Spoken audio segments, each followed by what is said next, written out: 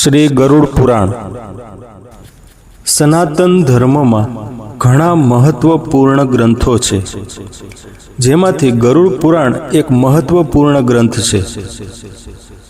તે વિશ્વના સર્જક એવા ભગવાન વિષ્ણુ દ્વારા તેમના ભક્તોને આપેલા જ્ઞાન પર આધારિત છે. આ પુરાણમાં મૃત્યુ પછીની સ્થિતિનું વર્ણન કરવામાં આવ્યું છે.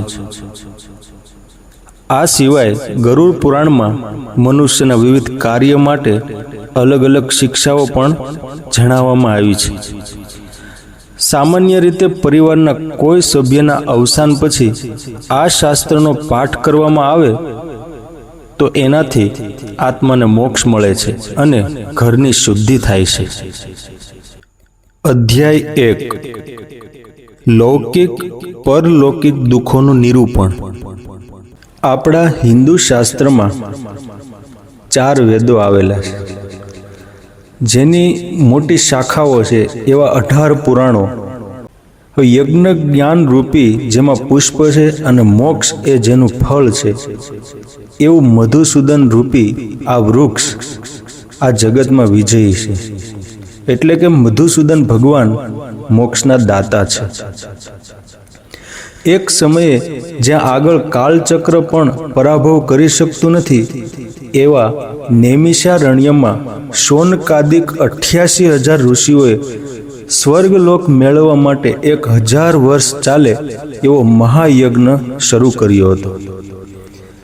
આ યજ્ઞ પ્રસંગે એક દિવસે તે મુનિઓ પ્રભાતમાં અગ્નિમાં હોમ કરીને બેઠા હતા. ત્યાં સુત પૌરાણિક આવ્યા. તેમનો સત્કાર કરીને તેમને બેસાડ્યા અને આદરપૂર્વક આ પ્રમાણે પ્રશ્ન પૂછ્યા હતા. ઋષિઓ પ્રશ્ન પૂછે છે કે હે દૂત, આપે દેવોનો સુખદાયક માર્ગ કહી સંભળાવ્યો. હવે અમને ભય આપનારા યમરાજનો માર્ગ સાંભળવાની ઈચ્છા છે, માટે તે કહો. વળી સંસારમાં પડતા દુઃખો, સંસારના દુઃખો નાશ કરવાના સાધનો તથા આલોક અને પરલોકના દુઃખોનું યથાર્થ રીતે વર્ણન કરો. દૂત કહે છે, હે શૌનકાદિક મુનિઓ, યમરાજાના લોકમાં મહાદુઃખથી જઈ શકાય છે. પુણ્યવાન લોકોને ત્યાં સુખ મળે છે અને પાપીઓને ત્યાં દુઃખ મળે છે. આ યમલોકના માર્ગ વિશે પહેલા ગરુડે વિષ્ણુને પૂછ્યું હતું. તે ઉપરથી વિષ્ણુએ એ જ પ્રમાણે ગરુડને કહ્યું હતું. તે પ્રમાણે હું પણ તમને કહીશ, તો તમે સાંભળો. એક સમયે ગુરુ એવા શ્રી હરિ વૈકુંઠમાં બેઠા હતા. તે સમયે ગરુડે વિનયથી નમન કરીને પૂછ્યું કે હે વિષ્ણુ, આપે મને અનેક પ્રકારનો ભક્તિ માર્ગ કહ્યો તથા ભક્તોની ઉત્તમ ગતિ પણ કહી.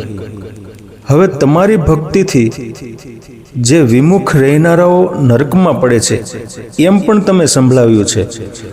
માટે મને હવે યમલોકનો ભયંકર માર્ગ સાંભળવાની ઈચ્છા થઈ છે.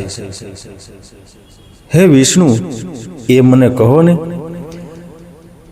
ભગવાનનું નામ લેવામાં મહેનત પડતી નથી, તેમ જીભ પણ પોતાના વશ છે, છતાં પણ અધમ પુરુષો નરકમાં પડે છે. માટે તેવા પાપીઓને ધિક્કાર પડજો. હે ભગવાન, આપની ભક્તિથી રહિત એ પાપીઓને જે ગતિ મળતી હોય તથા યમલોકના માર્ગમાં જે દુઃખો પડતા હોય તે મને કહો. શ્રી ભગવાન કહે છે કે હે પક્ષી રાજા ગરુડ, હું તને યમલોકના માર્ગનું સ્વરૂપ તથા ત્યાં કેવા પાપીઓ જાય છે ને તે કહું છું, જે સાંભળનારાઓ મહાભય ઉપજાવે છે.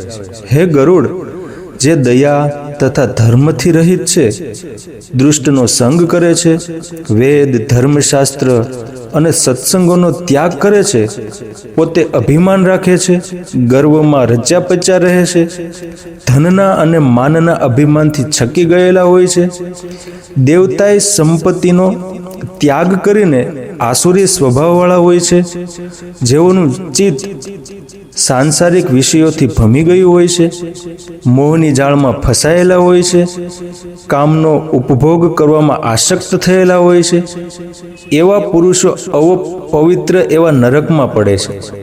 અને જે પુરુષો ધર્મનિષ્ઠ ને જ્ઞાની હોય છે તેઓ પરમ ગતિને પામે છે. આ રીતે પાપીઓને યમલોકનું દુઃખ ભોગવવું પડે છે. પાપી પુરુષો અથવા તો સ્ત્રી આ લોકમાં કેવી રીતે દુઃખ ભોગવે છે અને મરણ પામ્યા પછી યમલોકના દુઃખને કેવી રીતે ભોગવે છે તે તમે સાંભળો. મનુષ્ય પૂર્વ જન્મમાં કરેલા પુણ્ય કર્મના અથવા તો પાપ કર્મના ફળો ભોગવે છે. તે પછી કર્મના યોગથી તેને કોઈ જાતનો વ્યાધિ ઉત્પન્ન થાય છે. તે રોગથી તથા માનસિક દુઃખોથી પીડા પામે છે અને જીવવાની આશાથી અનેક ઉપાયો કરે છે, પરંતુ બળવાન એવો કાળ સર્પની પેઠે અજાણતા તેના ઉપર ચડી બેસે છે. મરવાને તૈયાર થયા છતાં પણ તેને સંસાર ઉપર વૈરાગ્ય આવતો નથી. પોતે જેઓનું પોષણ કર્યું છે એવા દીકરાઓ, વહુવારુઓ વગેરે તેનું પોષણ કરે છે. વૃદ્ધ અવસ્થાથી તેનું સ્વરૂપ ફરી જાય છે અને તે ઘરમાં મરવાને તૈયાર થાય છે. એ સમયે કૂતરા જેમ અપમાનની સાથે નાખેલો ટુકડો ખાઈને જીવે છે, એમ દીકરા વગેરે અપમાનપૂર્વક આપેલું અન્ન ખાઈને તે જીવે છે. પેટનો અગ્નિ મંદ પડી જાય છે, તેથી ખાધેલું અન્ન પચતું નથી. આહાર ઓછો થઈ જાય છે. કામ કરવાની શક્તિ પણ ઘટી જાય છે. વાયુનો પ્રકોપ થવાથી આંખો ઊંચે ચઢી જાય છે. કફથી નાડી ભરપૂર થઈ જાય છે. વારંવાર ઉધરસ આવવાથી અને શ્વાસ ચઢવાથી થાક ચડી જાય છે અને છેવટે ગળામાં ઝાડું આવીને ઘરડ ઘરડ એવા ઘરડકો થાય છે. પિતાની આવી દશા જોઈને તેના પુત્રો તથા સગા સંબંધીઓ તેની આસપાસ બેસીને રોવા માંડે છે અને ફલાણાભાઈ તમને શું થાય છે એવું કહે છે. આમ બોલાવ્યા છતાં પણ કાળની પાશમાં સંધાવાથી મરવા પડેલો કંઈ પણ ઉત્તર આપી શકતો નથી. આ રીતે આખો જન્મારો કુટુંબનું ભરણ પોષણ કરવામાં ગાળી કાઢનારો અને ઇન્દ્રિયોને આધીન થઈ રહેલો જીવ પોતાના મરણ સમયે ઘણી વેદના થવાથી બુદ્ધિ વિનાનો આંધળો ભીત થઈ જાય છે અને પોતાના સગા સંબંધીનો રડતા મૂકીને પંડે મરી જાય છે. હે ગરુડ, એ મરણ સમયે જીવને દેવી દ્રષ્ટિ ઉત્પન્ન થાય છે અને સર્વ જગતને એકાકાર થયેલું જુએ છે અને યમના દૂતોને પણ જુએ છે, પરંતુ જરા પણ બોલી શકતો નથી. મરણનો સમય પાસે આવે છે એટલે ઇન્દ્રિયો વ્યાકુળ થઈ જાય છે, શરીરમાંથી ચૈતન્ય ઉડી જાય છે અને પાસે ઊભેલા યમના દૂતો તેના પ્રાણને તેના સ્થાનમાંથી ચલાયમાન કરે છે. મરવાને તૈયાર થયેલા પ્રાણીનો શ્વાસ જ્યારે તેના સ્થાનમાંથી ચલાયમાન થાય છે ને, ત્યારે રોગીને એક ક્ષણ એક કલ્પ જેવડો થઈ પડે છે અને 100 વીછી કરેડિયા હોય તેવી વેદના થાય છે. તેના મુખમાંથી ક્ષીણ નીકળવા માંડે છે, મુખમાંથી લાળ ઝરવા લાગે છે અને પ્રાણીઓ જો પાપી હોય છે તો તેના પ્રાણ તેની ગુદામાંથી નીકળે છે. તે વખતે ત્યાં યમના 2 દૂત પ્રાણીની સામે ઊભા રહે છે. તેઓ ભયંકર દેખાવના હોય છે, નેત્રો ક્રોધથી ભરેલા હોય છે. તેના હાથમાં પાશ તથા દંડ હોય છે. શરીરે નાગા હોય છે. તેઓ દાંતોની કડાકડી બોલાવ્યા કરે છે. તેના માથાના કેશ ઊભા હોય છે. શરીરે કાગડા જેવા કાળા રંગના હોય છે. મુખ વાંકા હોય છે. નખરૂપી આયુધો વાળા હોય છે. આવા યમના દૂતોને જોઈને મરવા પડેલો પ્રાણી મનમાં ભય પામે છે અને તેને ઝાડો તથા પેશાબ થઈ જાય છે. પ્રાણી પોતાના શરીરને જોઈને હાહાકાર કરવા માંડે છે, છતાં યમરાજાના દૂતો તેના શરીરમાંથી અંગૂઠા જેવડા પુરુષને તે જ સમયે બહાર ખેંચી કાઢે છે અને તે જીવના દુઃખ ભોગવનાર તે શરીરને પાસો એટલે કે ફાંસીથી બાંધી ગળામાં ફાંસો નાખીને રાજાના સિપાહીઓની જેમ એક અપરાધીને ધસડી જાય તેમ તેને યમલોક તરફ ધસડી જાય છે. માર્ગમાં યમના દૂતો તે પ્રાણીનો તિરસ્કાર કરે છે અને વારંવાર નરકોના ભયંકર દુઃખોનું તેની પાસે વર્ણન કરે છે. માર્ગમાં જાતા જાતા કહે છે કે ઓ દુષ્ટ જીવ, ઝટ ચાલ, અમે તને યમલોકમાં લઈને કુંભીપાક વગેરે નરકોમાં નાખીશું. ઉતાવળો ચાલ, વિલંબ કરમાં. એક તરફથી યમના દૂતોના આવા વચન સાંભળે છે, બીજી તરફથી સગા સંબંધીઓનું રડવું સાંભળે છે, અને ત્રીજી તરફથી યમના દૂતો તેને મારે છે. આ સર્વ દુઃખથી પાપી જીવ મોટો રાગ કાઢીને રડવા માંડે છે. યમના દૂતો તિરસ્કાર કરે છે, તેથી તેનું હૃદય ફાટી જાય છે, તેનું શરીર કંપવા માંડે છે. માર્ગમાં કૂતરાઓ બટકા ભરે છે. આમ અનેક પીડાથી આતુર થયા પછી પાપી પ્રાણી પોતાના પાપને સંભાળે છે. માર્ગમાં ભૂખ તથા તરસથી પીડા પામે છે. તડકો, દાવાનળ તથા પવનનું દુઃખ સહન કરે છે. માર્ગમાં ધગધગતી રેતીમાં ચાલવું પડે છે.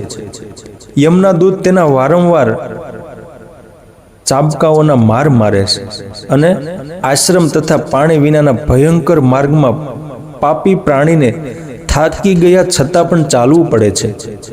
ચાલતા ચાલતા થાક ચડવાથી મૂર્છા આવે છે, ત્યારે તે પડી જાય છે, છતાં પાછો ઉઠીને ઊભો થાય છે, અને ચંડાળની જેમ અપરાધીને બાંધીને લઈ જાય તેમ યમના દૂતો તેને અંધારા માર્ગેથી યમલોકમાં લઈ જાય છે.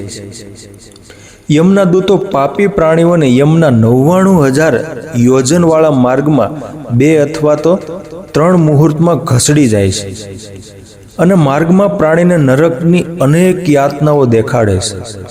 આ પ્રમાણે યમના દૂતો પ્રાણીને 1-2 મુહૂર્તમાં યમરાજાની પાસે લઈ જઈ યમના દર્શન કરાવે છે, અને યમની યાજ્ઞાથી પાછા દૂતો યમના દર્શનથી ભયભીત થઈ ગયેલા એ પ્રાણીને આકાશ માર્ગેથી પાછો તેના સ્થાનમાં લાવે છે. ત્યાં યમના દૂતોએ તેને 5થી મજબૂત બાંધેલો હોય છે, અને તે પ્રાણી પણ વાસના દેહમાં બંધાયેલો હોય છે, અને ભૂખ તથા તૃષાના દુઃખથી દુઃખી થઈને રડવા માંડે છે. હે ગરુડ, મરવા સમયે પુત્રો પિંડ તથા દાન આપે છે, તેનો ઉપયોગ કરે છે, પરંતુ પાપી જીવને તેની તૃપ્તિ થતી નથી. જે પુરુષ પાપી છે તેને દાન, શ્રાદ્ધ કે જલાંજલિ પહોંચતા નથી. એટલા માટે પાપીઓ પિંડનો અને દાનનો ઉપભોગ કર્યા છતાં પણ ક્ષુધાથી વ્યાકુલ રહીને યમના માર્ગમાં જાય છે. તેઓ પિંડ અને દાનથી રહિત થઈ નિર્જન અરણ્યમાં પ્રેત થઈને અવતરે છે, અને 1 કલ્પ સુધી ભટકીને અત્યંત દુઃખ ભોગવે છે. કરોડો કલ્પ વીતી ગયા છતાં પણ ભોગવ્યા વગર કર્મનો ક્ષય થતો નથી, અને પ્રાણી યમલોકનું દુઃખ ભોગવ્યા વગર મનુષ્ય યોનિમાં અવતરતો નથી. માટે હે ગરુડ, મરનારા પ્રાણીનો પુત્ર 10 દિવસ સુધી પ્રાણીને પિંડદાન કરે છે. એ પિંડોમાંથી નિત્ય 4 વિભાગ થાય છે. એ પિંડમાંથી 2 ભાગ પંચમહાભૂતમાંથી થયેલા શરીરને પુષ્ટિ આપે છે, ત્રીજો ભાગ યમના દૂતને મળે છે, અને ચોથો ભાગ પ્રાણીને ખાય છે. 9 દિવસના પિંડમાંથી પ્રેત એટલે કે મરનાર પિંડ જ શરીરને ધારણ કરે છે. પિંડથી શરીર બંધાયા પછી 10મે દિવસે જીવ બળવાન થાય છે. હે ગરુડ, પ્રાણીનું પંચમહાભૂતનું શરીર બળી ગયા પછી પિંડમાંથી બીજો દેહ બંધાય છે. તે 1 હાથનો હોય છે, અને યમલોકના માર્ગમાં તે દેહ શુભ અથવા તો અશુભ કર્મના ફળને ભોગવે છે. પ્રથમ દિવસે આપેલા પિંડમાંથી મસ્તક ઉત્પન્ન થાય છે, બીજા પિંડથી કંઠ તથા કાંધ ઉત્પન્ન થાય છે, ત્રીજા પિંડમાંથી હૃદય ઉત્પન્ન થાય છે, ચોથા પિંડમાંથી પીઠ ઉત્પન્ન થાય છે, પાંચમા પિંડમાંથી નાભી ઉત્પન્ન થાય છે, છઠ્ઠા પિંડમાંથી કેડ, સાતમા પિંડમાંથી 2 જાંઘ ઉત્પન્ન થાય છે, આઠમા પિંડ અને નવમા પિંડમાંથી ગોઠણ અને ચરણ ઉત્પન્ન થાય છે, અને 10મે દિવસે પ્રાણીને ક્ષુધા તથા તૃષા ઉત્પન્ન થાય છે. પ્રેત પિંડ વડે શરીરને ધારણ કર્યા પછી ક્ષુધા એટલે કે ભૂખ અને તૃષા એટલે કે તરસથી પીડા પામે છે. તેથી એકાદશ અને દ્વાદશ એ 2 દિવસે ભોજન કરે છે. 13મે દિવસે યમના દૂતો પ્રેતને વાનરની પેઠે દોરીથી બાંધીને યમલોકના માર્ગ તરફ લઈ જાય છે. હે ગરુડ, યમલોકનો માર્ગ 86,000 યોજન લાંબો છે. તે ઉપરાંત વૈતરણી નદી જુદી જાણવી પ્રેત રોજ રોજ 200 યોજન ચાલે છે, તો 47 દિવસ અને રાત્રિ યમલોકમાં પહોંચે છે. પાપી ધીરે ધીરે 16 નગરોને ઉલ્લંઘન કરીને ધર્મરાજાના નગરોમાં જાય છે.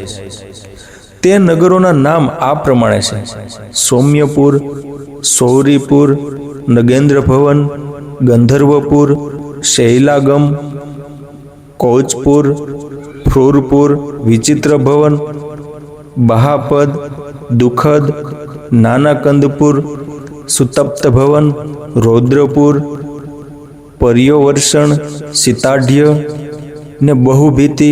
આ 16 પુરોની આગળ ધાર્મિકા લોકને મળે એવું ધર્મરાજાનું ભવન છે. અને પાપીઓને મળે એવું યમતાત રૂપ યમલોક આવે છે. યમના દૂતોની પાસથી બંધાયેલા પાપી હાહાકાર કરતો અને રડતો રડતો પોતાનું ઘર ત્યાગ કરીને યમપુરીમાં આવે છે.